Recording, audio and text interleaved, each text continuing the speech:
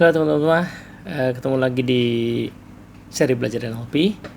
Kita mau lanjutin bedah buku ini ya, NLP The Path to Excellence. Bagi teman-teman yang sudah pernah punya bukunya, silahkan dibaca, dibaca lagi. Kalau belum punya bukunya, boleh dicari di Tokopedia. Ada banyak provider di sana, salah satunya adalah The Riyandi Store ya. Kalau mau edisi bertanda tangan penulis.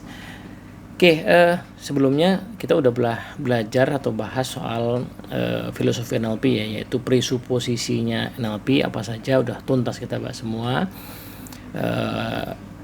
Dengan kata lain, cara berpikir NLP itu seperti apa udah pernah kita ulas.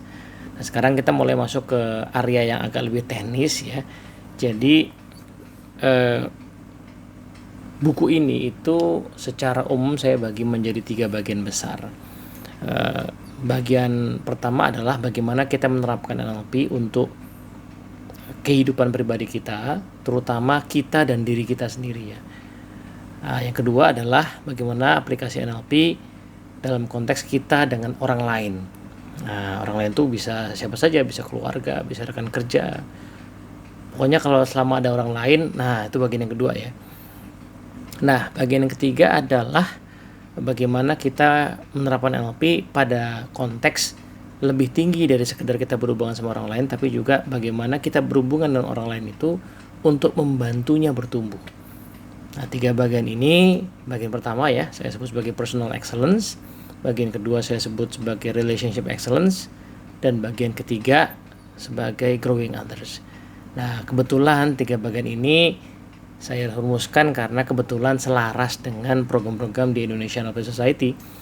Jadi belajar NLP di Indonesia NLP Society itu memang diawali dengan 2 modul pertama, yaitu personal excellence dan relationship excellence. Lalu kemudian kalau orang-orang atau teman-teman berminat untuk bantu orang lain, salah satu program yang sudah tersedia adalah sertifikasi NLP coach ya gitu. Nah, kira-kira begitu ya. Yuk kita bahas di video kali ini.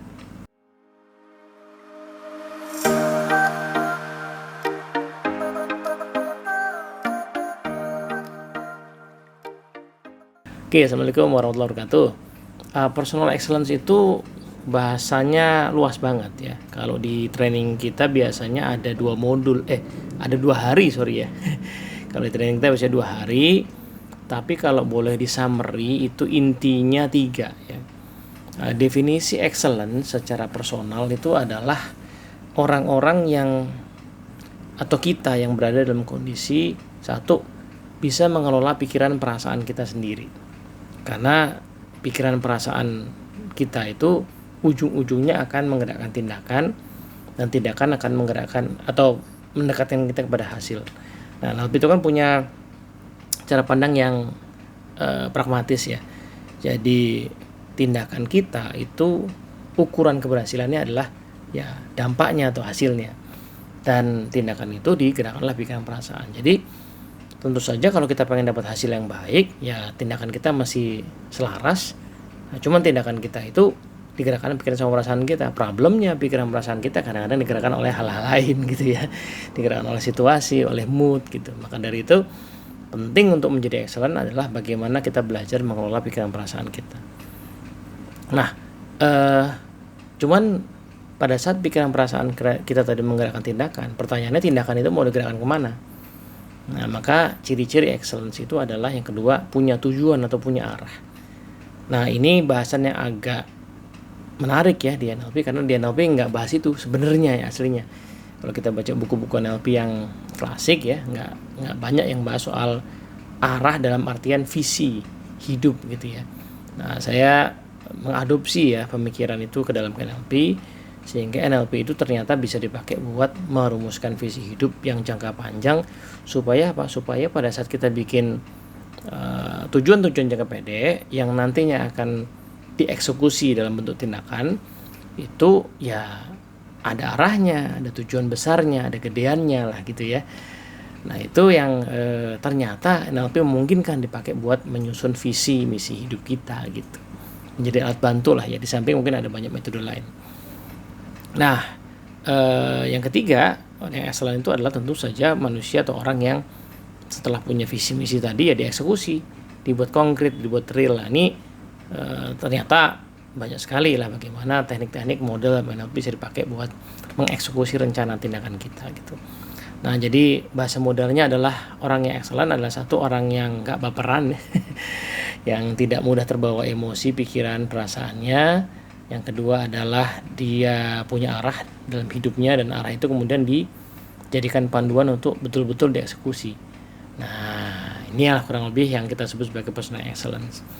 Datangnya dari mana nih ide ini? Ya tentu saja kalau ditarik sedikit ke filosofi NLP adalah ya modeling ya. Kita belajar NLP kan untuk memodel excellency ya, orang yang unggul lah. Maka definisi unggul itu dulu yang mesti kita jernihkan gitu kan. Excellence itu atau unggul itu apa? Nah, ditarik lebih jauh lagi ya tentu saja ini yang kita pernah pelajari, salah satu inspirator NLP sebenarnya salah satu yang tidak disadari ya oleh para NLP adalah pemikiran-pemikiran psikologi humanistik ya, dari Abraham Maslow misalnya, yang memang mengajarkan bahwa manusia itu possible atau bahkan bukan possible, punya kebutuhan untuk mengaktualkan dirinya. Nah, itu dalam bentuknya jadi menjadi manusia yang excellent sampai yang unggul tadi gitu. Nah, cara unggulnya bagaimana secara konkret, NLP punya beberapa tools yang bisa dilatih gitu. Nah, bagian pertama dari buku bagian pertama dari pembahasan tentang personal excellence itu adalah pembahasan tentang ini ya, di halaman 72 ya. Judulnya Manage Your Mind or Someone Else Will. Nah, ini kalau teman-teman yang sudah pernah belajar NLP maka akan tahu bahwa sebenarnya ini bab ini bahas soal submodality ya. Apa itu submodality? Saya mungkin tidak baca detail isi bukunya karena teman-teman bisa baca sendiri ya. Tapi saya mau terangkan pemikirannya gitu. Jadi NLP itu pernah kita bahas ya di dalam filosofi NLP ya. Punya cara pandang terhadap pikiran manusia tuh setidaknya pikiran kita itu terdiri dari dua bagian besar lah. Pertama adalah yang disebut sebagai konten, yang kedua disebut sebagai struktur. Nah, maksudnya apa tuh ya? Mari kita coba sedikit bereksperimen pikiran ya. Misalnya kita diminta untuk memikirkan orang yang sangat kita hargai atau kita respect. Nah, itu pada saat kita diminta untuk membayangkan orang tersebut, apa yang muncul dalam pikiran kita? Bayangannya seperti apa? Nah, tolong disadari ya. Kadang-kadang ternyata orang yang kita respect atau kita hargai itu ada yang teman-teman bisa membayangkan beliaunya itu di depan kita ya, setara begitu. Tapi ada yang tampak lebih tinggi. Padahal aslinya konkretnya beliaunya tuh ya mungkin manusia yang tingginya rata-rata. Ini bukan bicara tinggi fisiknya, aslinya ya. Jadi tinggi dalam arti di dalam pikiran kita beliau tampak lebih tinggi. Tapi juga ada yang setara. Nah, kalau kita diminta membayangkan orang lain yang kita misalnya anggap sebagai sahabat, coba tuh dibayangin orangnya di mana posisinya, di depan, setara, lebih tinggi, lebih rendah, atau di samping kanan kiri kita gitu. Nah, kalau ditelusuri, ini latihan yang saya baru temukan khas banget memang pada saat belajar NLP. Ternyata kita itu menyimpan memori ada kayak gitunya tuh ya. Saya mengingat seseorang yang saya respect, saya hormati, itu tidak hanya bahwa oh saya kenal bapak atau ibu A, nggak cuma begitu, tapi pas saya sadari lagi cara saya mengingatnya, ternyata saya punya sebuah bayangan, dan bayangan itu ada kekhasannya. Misalnya tadi, ternyata orang tertentu saya lihat sejajar aja, orang yang lain saya lihat di atas saya, sehingga saya di bawahnya. Kebalikannya kadang-kadang saya melihat orang tertentu, saya merasa lebih tinggi, dia di bawah.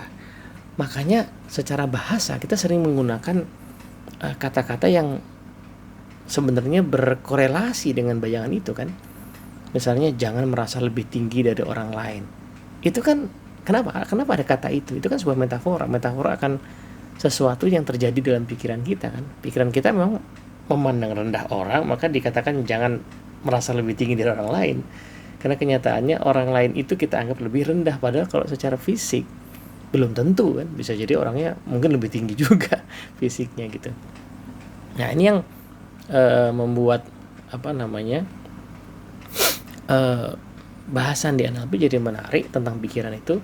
Ternyata pikiran itu tidak hanya bicara, kalau tadi ya anggaplah saya menghargai bapak atau ibu A gitu ya, maka bapak atau ibu A-nya itu siapa namanya, perilakunya, segala memori saya tentang beliau itu namanya isinya, kontennya.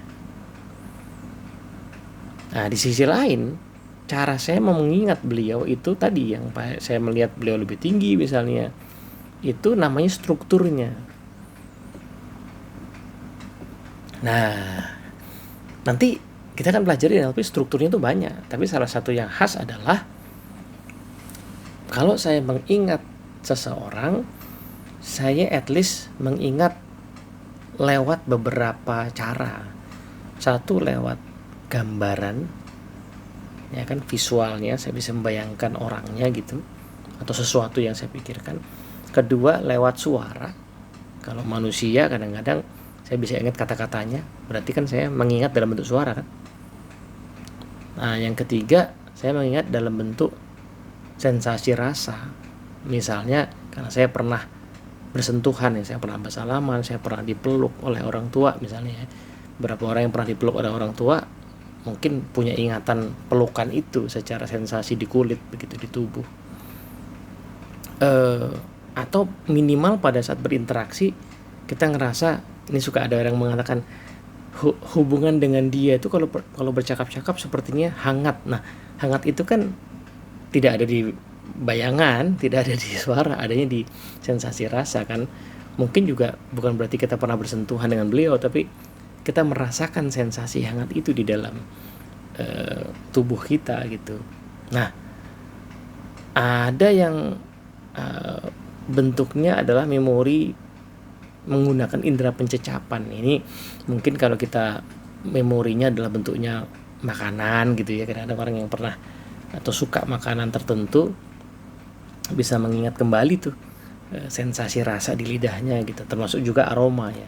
Kenapa kita bisa mengingat seseorang berdasarkan parfum yang sering dia pakai gitu? Itu karena berarti ada memori di dalam indera penciuman kita kan. Nah, kenapa kita mengingat dalam bentuk tadi ya, gambar, suara, rasa gitu? Karena ya kita punya panca indera. Nah, panca indera tadi menangkap sinyal-sinyal, lalu dimasukkan dalam pikiran kita, direkam dalam bentuk tadi. Nah, kita nyebutnya namanya representational system, sistem representasi. Jadi bayangan, gambar, suara, rasa itu tadi adalah representasi ya, presentasi ulang, kehadiran ulang ya, dihadirkan ulang di dalam pikiran kita. Dia tidak sama dengan aslinya, tetapi dia merupakan perwakilan dari aslinya. Nah, dengan cara demikian kita jadi bisa mengingat, mengulang, karena ada jejak memorinya di dalam pikiran kita. Yang orang sering sebut sebagai VAKOG itu ya, bayangan itu visual, suara itu auditorial, sensasi dalam kulit ini kinestetikal, kemudian pencecapan sama penciuman itu olfaktorial dan gustatorial, VAKOG. Ya, OG kadang-kadang jarang dibahas, tapi orang sering bahas VAK-nya saja gitu. Nah, VAKOG itu di dalam pikiran kita itu namanya struktur gitu. Isinya ya apa yang di dalam VAKOG itu. Nah, kan saya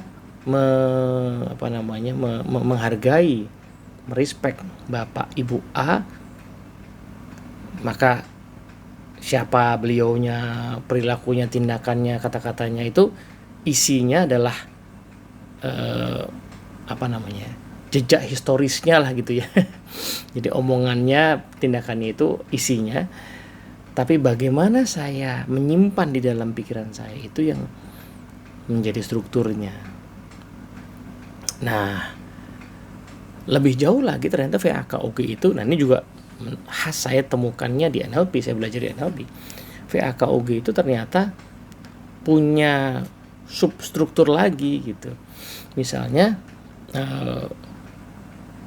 unsur atau struktur visual itu tadi, orang itu bisa saya lihat lebih tinggi atau lebih rendah atau setara dengan saya.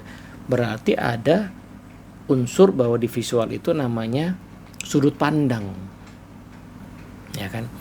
Lalu lebih jauh, visual itu misalnya orangnya tampak cerah berwarna atau tampak hitam putih. Nah, kalau suara itu suaranya ada yang merdu enak didengar, ada yang cempreng gitu ya. Kalau sensasi rasa itu ada letaknya gitu ya. Saya terasa di dada, saya terasa di wajah, ya kan. Kalau saya kesel sama orangnya maka dada saya terasa sesak gitu. Kalau saya senang dengan orangnya, dada saya terasa lapang. Nah, itu adalah substruktur dari VAKOG yang kemudian di NLP disebut sebagai sub atau submodality atau submodalitas. Jadi VAKOG itu sebuah modalitas, mode of thinking gitu. Learning modality kalau di dalam dunia pendidikan sering dibilang sebagai modalitas belajar. Nah, unsur-unsur di dalam VAKOG-nya itu namanya submodality atau submodalitas. Nah, kira-kira gitu ya teman-teman semua ya. Nah, ini yang menarik lebih lanjut ternyata adalah dengan memahami bahwa pikiran kita itu disimpan dalam bentuk dua jenis begini ya, struktur sama konten. Nanti di NLP kita jadi bisa melakukan usaha untuk mengelolanya. Nah, yang paling banyak memang awal-awal diajarkan NLP itu ngelola strukturnya dulu, ngelola submodality dulu. Jadi tadi misalnya saya memandang seseorang lebih tinggi dari saya sehingga saya grogi kalau ketemu beliau. Padahal saya harusnya bisa tenang, saya nggak takut, saya nggak khawatir, nggak cemas. Orangnya juga ternyata nggak tinggi tubuhnya, tapi saya memandang dia lebih tinggi dan konsekuensinya saya memandang dia lebih rendah. Nanti di NLP bisa diubah tuh, misalnya, oh iya bener ya saya mendongak gini mbak, bayangin beliau. Kalau gitu saya turunin aja, saya lihat dia sebagai orang yang setara. Toh nyatanya memang dia setara, nggak tinggi-tinggi amat badannya. Nah, pada saat kita melatih mengubah begitu di NLP, ternyata itu punya dampak terhadap perasaan kita. Jadi mengubah strukturnya saja sudah mengubah perasaan kita. Nah, gara-gara perasaan kita lebih tenang karena merasa lebih setara, tindakan kita pada saat berperilaku juga santai aja gitu, slow aja. Nah, sebaliknya kadang-kadang kita suka sinis sama orang ya, ternyata karena kita memandang rendah dia ya, kita merendahkan dia karena kita memandang diri kita lebih tinggi. Nah, pada saat kita menyejajarkan sudut pandang, saya ngeliat, oh ya dia jadi sebenarnya manusia yang sama kayak saya, dia punya kelebihan yang saya nggak punya gitu, atau jangan-jangan dia punya kekuatan yang saya nggak punya. Nah, di momen itu saya merasa setara dan tindakan saya pun bisa berubah. Nggak segampang itu sih. Saya kasih gambaran doang nih, aslinya sih mungkin butuh latihan gitu ya. Tapi perubahan submodality ini menariknya adalah perubahan yang sebenarnya sehari-hari sering kita alami, cuman nggak disadarin aja. Tadi saya kasih contoh ya, tergambar dari tercermin dari kata-kata yang kita pilih gitu kan. Orang yang curhat misalnya habis diomelin sama orang lain gitu, udah cuma curhat misalnya, aku tadi habis diomelin tuh sama si itu, nggak tahu udah tonton dia merepet gitu. Nah, kata merepet itu, ini omongan orang Jakarta mungkin ya, kata merepet itu kan mengesankan ngomongnya tuh kayak ya cepat gitu ya. Nah, itu di dalam submodality itu berarti masuk golongan struktur auditorial, itu berarti kita mengingatnya sebagai bicara yang cepat gitu kan. Nah, padahal aslinya kan belum tentu ya, orang yang ngomel itu belum tentu cepat bicaranya, bisa jadi bicaranya lambat atau biasa aja, mungkin nadanya tinggi, tapi kita melabeli omelan itu sebagai merepet itu sebenarnya karena kita menyimpannya dalam bentuk kalimat yang cepat gitu. Kalau kita suka curhat ya, bahwa kita habis disakiti hatinya sama orang dengan mengatakan bahwa ucapannya itu menohok sekali, atau ucapannya tuh menusuk-nusuk hati saya. Itu kan secara konkret nggak mungkin begitu dong, nggak mungkin kata-katanya dia tiba-tiba berubah menjadi sebuah pisau lalu menusuk kita, kan nggak gitu. Tapi pasti itu hanya representasi dalam pikiran kita bahwa kalimat dia itu punya nada, ya, dan mungkin nada itu juga kita representasikan secara visual juga, sehingga kata-katanya itu kayak nusuk ke dalam diri kita gitu. Nah, maka muncullah perasaan sakit hati. Jadi ini proses yang sehari-hari kita lakukan, cuman mungkin gak sehari. Nah, setelah disadari di dalam NLP, berita bagusnya ya bisa dikelola. Kan apa-apa yang kita sadari bisa kita kendalikan, apa-apa yang tidak kita sadari mengendalikan kita. Jadi selama ini kita sakit hati berlama-lama itu karena kita nggak tahu bahwa kita pakai struktur tertentu pada saat menyimpan memori. Nah, nanti strukturnya itu kita latih gitu. Nah, gitu ya. Nah, latihan paling basic dari submodality itu adalah namanya submodality editing. Teman-teman bisa baca nih di buku itu,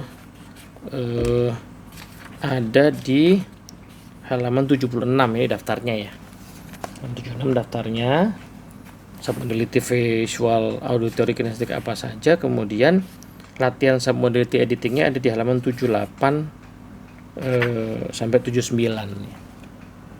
Nah, ini dia. Jadi dipelajari, dilatih. Nah, itu mungkin tidak langsung kalau belum biasa ya, tapi minimal latihannya menyadari dulu lah. Sadari dulu bahwa pikiran saya punya struktur, tidak hanya konten. Nah, struktur itu kita otak-atik gitu ya. Nah, pertanyaannya kan nanti kita belajar nggak, atau kontennya bisa diubah nggak? Bisa, ya kan? Nanti di NLP ngubah konten itu ilmunya ada di beberapa teknik sih, yang mungkin obvious banget, yaitu tekniknya namanya reframing. Nah, di reframing tuh kita cenderung mengajak untuk mengubah pikiran dari sisi konten, meskipun ada strukturnya juga. Jadi agak gabungan antara struktur sama konten, tapi strukturnya lebih ke struktur linguistik sebenarnya. Itu nantilah sambil kita bahas.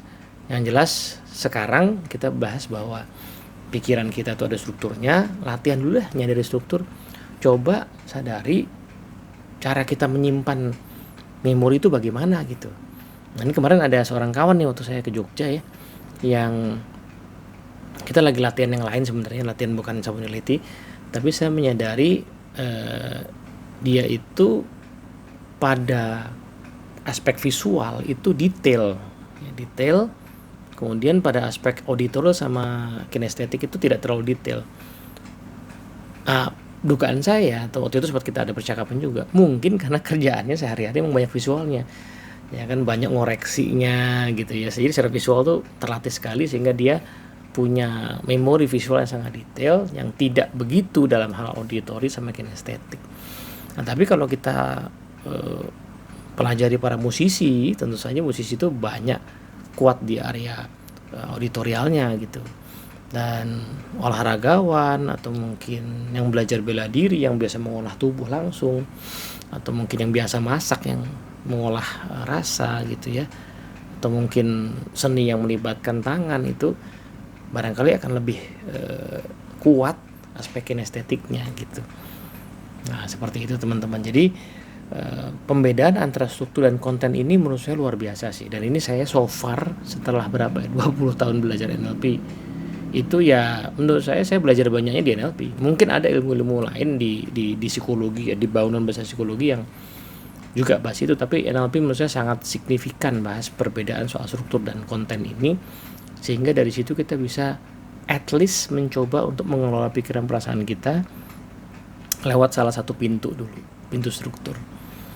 Nah, soalnya kadang-kadang si kontennya sendiri kan nggak bisa diubah ya. Contoh kalau saya tadi ya mengalami sakit hati akibat tindakan dari atasan saya misalnya begitu, kan sehari-hari saya akan ketemu dia terus gitu. Jadi secara konten nggak mungkin hilang ya. Dan mungkin sifat dia begitulah gitu ya. Nah, tapi secara struktur saya bisa otak-atik minimal supaya damage-nya nggak terlalu besar gitu, minimal supaya saya nggak terlalu sakit hati atau terlalu takut, terlalu khawatir, nggak terlalu gagap gitu berhadapan dengan beliau. Nah, karena tadi saya udah kelola strukturnya gitu. Nah, kira gitu minimal ya. Nah, nanti ada banyak teknik-teknik NLP yang berangkatnya dari submodality ini. Ya paling tidak kita belajar bahwa sadari submodality-nya, kemudian kelola gitu ya. Nah, makanya bab itu judulnya Manage Your Mind or Someone Else Will. Soalnya struktur dan konten ini suatu yang alamiah. Kita pasti menyimpannya begitu dan itu terjadi begitu saja. Jadi pada saat tadi saya grogi berhadapan dengan orang yang saya anggap lebih tinggi, itu prosesnya terjadi begitu aja. Bukan saya sengaja, saya mau mengingat dia lebih tinggi, enggak. Itu memang alamiah aja. Mungkin karena proses kita belajar atau pengalaman masa lalu. Maka kalau kita nggak belajar menyadari struktur ini, akhirnya kan pikiran kita di-manage sama orang lain atau situasi kan, or someone else kan. Maka NLP ngajak kita buat manage your mind gitu ya, supaya bukan someone else yang memanage mind kita. Situ dulu, moga-moga bermanfaat. Assalamualaikum warahmatullahi wabarakatuh.